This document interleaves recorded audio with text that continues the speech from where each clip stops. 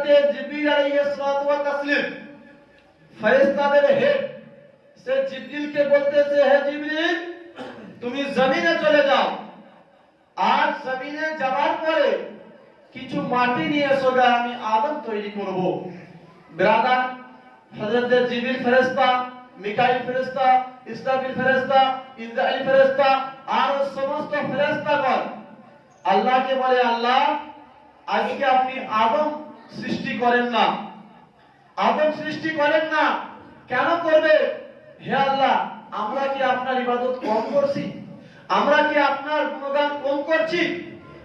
রব্বুল আলামিন, আজকে যদি আপনি আদম সৃষ্টি করে, আজকে যদি আপনি আদম তৈরি করে, তারা দুনিয়ার বুকে আপনার ইবাদত ঠিকমতো করবে না, তারা দুনিয়ার বুকে দল জাঙ্গা মার মারামারি হট্টগোল নিয়ে তারা দুনিয়ার বুকে পড়ে থাকবে। আমার রব্বুল আলামিন বলল, হে ফেরেশতাগণ, আমি যা জানি তোমরা তা জানো না, বলুন সুবহানাল্লাহ। আল্লাহ বলল, হে ফেরেশতাগণ, আমি যা জানি তা তোমরা জানো না। বিরাদার, ফেরেশতাগণ মাথা নিচু করে ফেললো। হযরত জিবরিলকে বলল, জিবরিল, তুমি সিদরাতে না থেকে তুমি জমিনে চলে যাও, আর জমিনে যাওয়ার পরে মাটিকে নিয়ে আসো, আমি আদম তৈরি করব। জিবরিল ফেরেশতা সিদরাতুল মুনতাহা থেকে জমিনে চলে আসলো। জমিনে আসার পরে মাটির দিকে যখন হাত কামড়াবে, হাত ধরে মাটি নেবে, মাটি হাউমাউ করে কান্না করতে থাকে, মাটি চিৎকার করতে থাকে, হে জিবরিল, আমাকে নিয়ে যেও না, আর পাপী আদম তৈরি করো না। ওই মাটির কান্না শুনে হযরত জিবরিল ফেরেশতা মানে মন খারাপ করে আল্লাহর কাছে চলে গেল। রব্বুল আলামিন, আজকে তোমার মাটি তোমার কাছে কান্না করতেছিল, কাকুতি মিনতি করতেছিল। হে রব্বুল আলামিন, আমি মাটির কান্না শুনে মাটি না নিয়ে চলে এসেছি। মিকাইলকে বলল, মিকাইল আসলো, মাটির দিকে হাত বাড়ালো, মাটি হাউমাউ করে কান্না করলো। মিকাইল ফিরে গেল, ইসরাফিল এলো, হাউমাউ করে কান্না করলো, ইসরাফিল ফিরে গেল। লাস্টে পরে আমাদের যে জান কবজ করনে वाला ফেরেশতা হযরত ইসরাইল ফেরেশতাকে বলল, হে ইসরাইল, তুমি দুনিয়ার বুকে যাও, আর দুনিয়ার বুকে যাওয়ার পরে তুমি মাটিকে নিয়ে এসো, আমি আদম তৈরি করব। যখন সে ফেরেশতা আল্লাহর ওয়াদাকে মানতে এসে, আল্লাহর আদেশকে পালন করতে এসে মাটির দিকে হাত ফিরালো, মাটি হাউমাউ করে কান্না করে, হে ফেরেশতা, আমাকে আর নিয়ে যেও না, আর পাপী আদম তৈরি করো না। ও ফেরেশতা বলতেছে, শোন মাটি, আজকে আমি তোমার কথাতে শুনে ফিরে যাব না, আজকে আমি তোমার কথা শুনে চলে যাব না, আমি আল্লাহর আদেশ মানতে এসেছি। আল্লাহু আল্লাহ।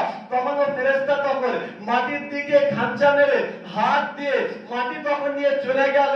আল্লাহকে বললে, রব্বুল আলামিন, হে মাওলায়ে কাদির, আজকে আমি দেখো আপনার ওয়াদাকে মেনেছি, আপনার কথাকে শুনেছি, আপনার ওয়াদাকে আমি খিলাফ করিনি। রব্বুল আলামিন গো, আজকে দেখেন মাটি আপনি দিয়ে দেন। আল্লাহ তাবারক ওয়া তাআলা বলে, হে জিবরিল, আমি জিবরাইলকে পাঠিয়েছিলাম, আমি মিকাইলকে পাঠিয়েছিলাম, আমি ইসরাফিলকে পাঠিয়েছিলাম, তারা সবাই মাটির কান্না শুনে তারা ফিরে এসেছিল, মন খারাপ করে চলে এসেছিল। কিন্তু ইসরাইল, আজকে আমি তুমি ফিরে আসুনি, আজকে তুমি মাটির কান্না শুনুনি। শোনো, আজকে দুনিয়ার বুকে আমি যত ইনসান তৈরি করব, আজ দুনিয়ার বুকে আমি যত মানুষ তৈরি করব, তাদের জন্য জান কবজ করার মালিক আমি তোমাকে দিয়ে দিলাম। বিরাদার, আজকে হচ্ছে কি আসে আমরা আদম সন্তান। আল্লাহ তাবারক ওয়া তাআলা বলল, আজকে আমি আদম তৈরি করব, আদম তৈরি করব, আদম জাত তৈরি করব, আদম সন্তান তৈরি করব। আর আল্লাহ তাবারক ওয়া তাআলা সে আদম থেকে আজ আমরা দুনিয়াতে আমরা মানুষ তৈরি হচ্ছি। আমরা দুনিয়ার বুকে আমরা কেউ হিন্দু ঘরে জন্ম নিই, আমরা কেউ মুসলিম ঘরে জন্ম নিই, আমরা কেউ খ্রিস্টান ঘরে জন্ম নিই, আমরা কেউ সাঁওতাল ঘরে জন্ম নিই।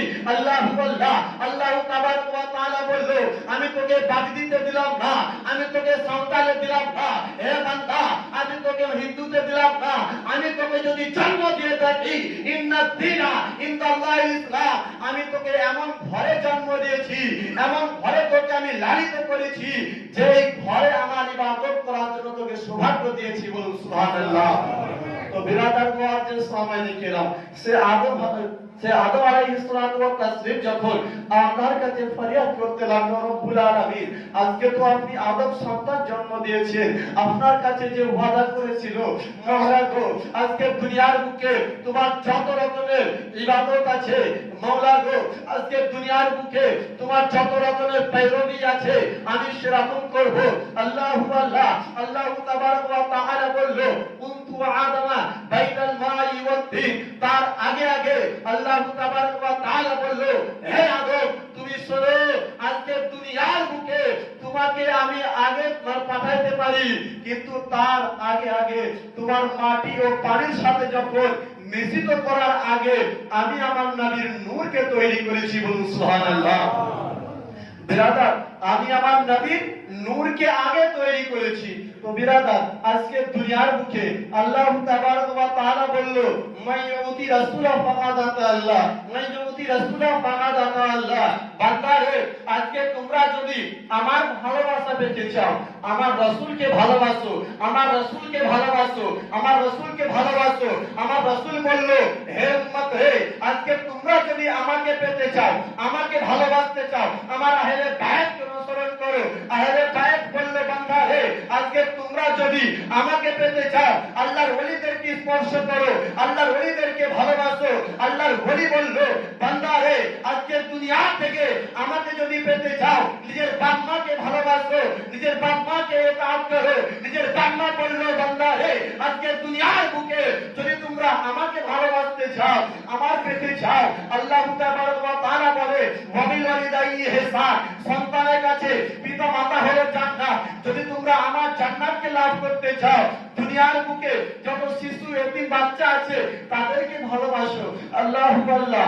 ও ব্রাদার মুআজ্জিজ সামাইনে কিরাম, আজকে দুনিয়ার বুকে রাস্তার মাঝে চলতে চলতে একটা দুনিয়ার কথা বলে দিই, রাস্তা দিয়ে হেঁটে যাচ্ছে, এমন অবস্থাতে এক রাস্তার পাগল, রাস্তার খেপা পাগল, তাকে জিজ্ঞাসা করা হলো হে পাগল, তুমি বলো বলো, তুমি কাকে বেশি ভালোবাসো, তুমি কাকে চাও, জান্নাত চাও না আল্লাহকে চাও, জান্নাতকে চাও না আল্লাহকে চাও? সে পাগল বলতেছে হে দুনিয়াবাসী, হে দুনিয়ার মানুষ, আমি জান্নাতের লোভ করি না, আমি জান্নাতের আশা করি না, আমি জান্নাতের মায়া করি না, আমি আল্লাহকে চাই। সে সিয়ান মানুষ, হে দুনিয়ার মানুষ পাগলকে বলতেছে আরে পাগল পাগলের মতোই কথা বলে।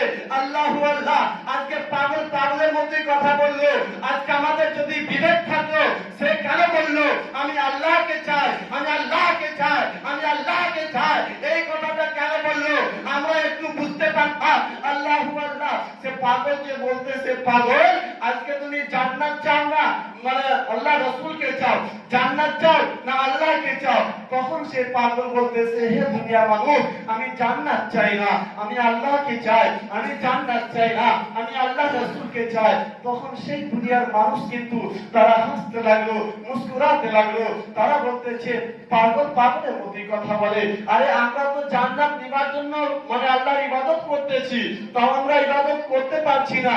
আমরা জান্নাত নেবার জন্য আল্লাহর পায়রবি করছি, তাও আমরা করতে পারছি না।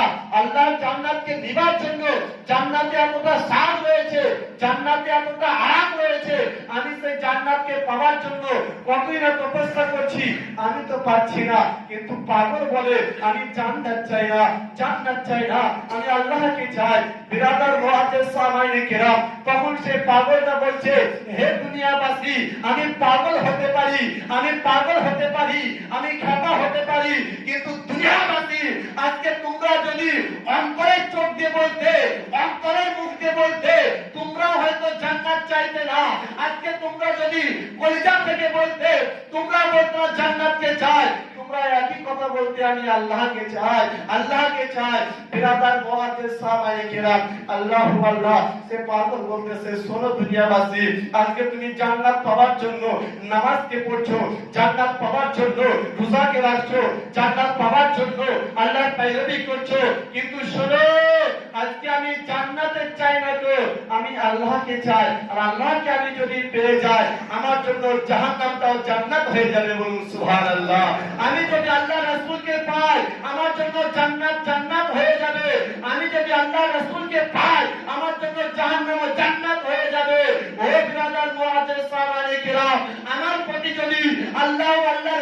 যদি আল্লাহ আল্লাহর রহমতে রাজি থাকে আমার জন্য জাহান্নাম জান্নাত হবে, আর আমার প্রতি যদি আল্লাহর নবী যদি নারাজ থাকে জান্নাত আমার জন্য জাহান্নাম হয়ে যাবে। তো বিরাদার মুআজ্জিজ সামনে গেলাম, আজকে আল্লাহ তাবারক ওয়া তাআলা এই দুনিয়ার বুকে এই দুনিয়াতে আজকে আমাদেরকে পাঠাইলে ইনসান রূপে, মানুষ রূপে, কিন্তু বিরাদার আল্লাহ তাবারক ওয়া তাআলা বলল বান্দারে আজকে আমি তোকে যে দুনিয়ার বুকে পাঠাইলাম তোরা তো আমার জন্য কিছু নিয়ে আয়, আমার জন্য তোরা কিছু সংঘর্ষ কর। আল্লাহু আল্লাহ। বিরাদার একটা প্রশ্ন, একটা কথা বলে দিই, আজ দুনিয়ার বুকে আমাদের চলতে ফিরতে আমরা হয়তো অনেকই গুনাহ করে থাকি, অনেকই পাপ করে থাকি। আল্লাহ বলল আমি তোদের যে 50 ওয়াক্ত থেকে 45 ওয়াক্তে বাজতে 5 ওয়াক্তে নামাজ দিলাম, তো বান্দা আজকে তোরা যদি দুনিয়ার বুকে ওই 5 ওয়াক্তের নামাজকে পড়তে পারিস আমি আল্লাহ তোদের জন্য খাস রহমত ফেলে দান করব। বলুন সুবহানাল্লাহ। বিরাদার একটা কথা আপনাদেরকে জানিয়ে দিই, আল্লাহর নবী হুজুরপুর নূর নবী মুহাম্মদ রাসূলুল্লাহ সাল্লাল্লাহু তাআলা আলাইহি ওয়াসাল্লাম একদিনকে এমন অবস্থাতে মসজিদে নববীর মধ্যে নামাজ পড়াচ্ছে আর নামাজ পড়াইতে রাসূলের পাক আবার নামাজ শেষ করে বাড়ির দিকে চলে গেছে। আর ওই সময়তে হযরতে আবু বকর সিদ্দিক রাদিয়াল্লাহু তাআলা আনহু জামাত পান নাই, নামাজ পড়তে পায় নাই জামাতে। আল্লাহু আল্লাহ, নামাজ শেষ হয়ে গেছে, হযরতে আবু বকর মসজিদে এসেছে। মসজিদে আসার পরে পুরো মসজিদ ফাঁকা হয়ে গেছে, মসজিদ পুরো কিরার হয়ে গেছে, মসজিদ পুরো সুনসান হয়ে গেছে।